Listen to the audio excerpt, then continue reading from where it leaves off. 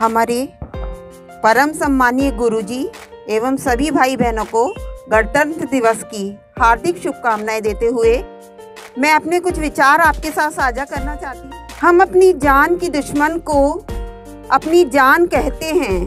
मोहब्बत की इसी मिट्टी को हिंदुस्तान कहते हैं, हिंदुस्तान कहते हैं। आज़ादी, आज़ादी का मतलब तो वही समझ सकता है जिसने कभी गुलामी की हो। हम सौभाग्यशाली हैं कि हमने स्वतंत्र भारत में जन्म लिया है। जब हम गुलाम थे तो रंग दे बसंती के एक ही धुन पर सैलाब के सैलाब उमड़ जाया करते थे और हमारे देशभक्त हंसते हंसते अपनी जान दे देते थे। घर के हालात ऐसे हो जाया करते थे, हमारे घर के हालात ऐसे हो जाया करते थे। प्यार भी भरपूर गया, मांग का सिंदूर गया, नन्हे नौ निहालों की लंगोटियाँ चली गईं, छोटी छोटी बेटियों की चोटियाँ चली गईं। बाप की कमाई गई, भाई की पढ़ाई गई। ऐसा एक विस्फोट हुआ, पता ही नहीं चला, सारे जिस्म की बोटियाँ चली गईं, बोटियाँ चली गईं। तो एक आदमी मरता है साहब, लेकिन उनके घर की तो रोटियाँ चली जाती हैं। इतना होने पर भी एक माँ अपने लाल को हंसते हंसते सरहद पर दुश्मनों की धज्जियाँ उड़ाने के लिए भेज देती है। आज देश को गुलामी की ज़रूरत नहीं है, बल्कि ऐसी इंसानियत की ज़रूरत है जो अपना काम पूरी मेहनत, लगन और अपनी इंसानियत से करे। वही सच्चा देशभक्त है।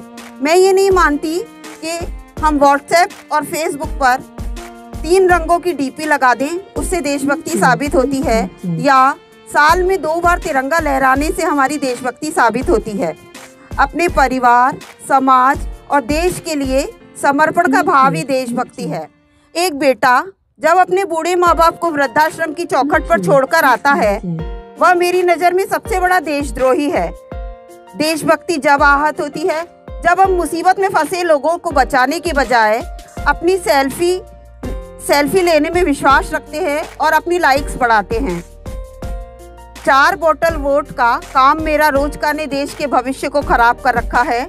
हम ऐसे समाज में जीते हैं जहां पर भगवान को तो लगते हैं 56 भोग और सड़कों पर सो जाते हैं भूखे नंगे लोग। गरीब को काम दीजिए, दान नहीं। अगर दान देना है तो जीते जी रक्तदान दीजिए और मरने के बाद अंगदान दीजिए।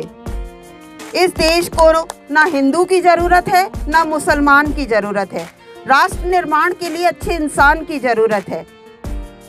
मेरी नज़र में राष्ट्र निर्माण तभी होगा जब महिलाओं की पूजा नहीं, इज्जत की जाएगी।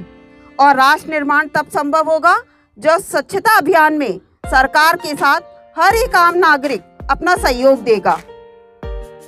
मैं सैल्यूट करती हूँ उन नौजवानों को जो दिन रात हमारे लिए सड़कों पर खड़े रहते हैं, ऐसे पुलिस, प्रशासन और डॉक्टरों को, जिन्होंने इस कोरोना काल में अपने काम को पूरी जिम्मेदारी, ईमानदारी से निभाया है। उनके बिना राष्ट्र निर्माण होना संभव नहीं था। आज मैं भारत की बेटी गर्व से कहती हूँ कि मैं हिंदुस्तानी हूँ। धन्यवाद। भारत माता की जय।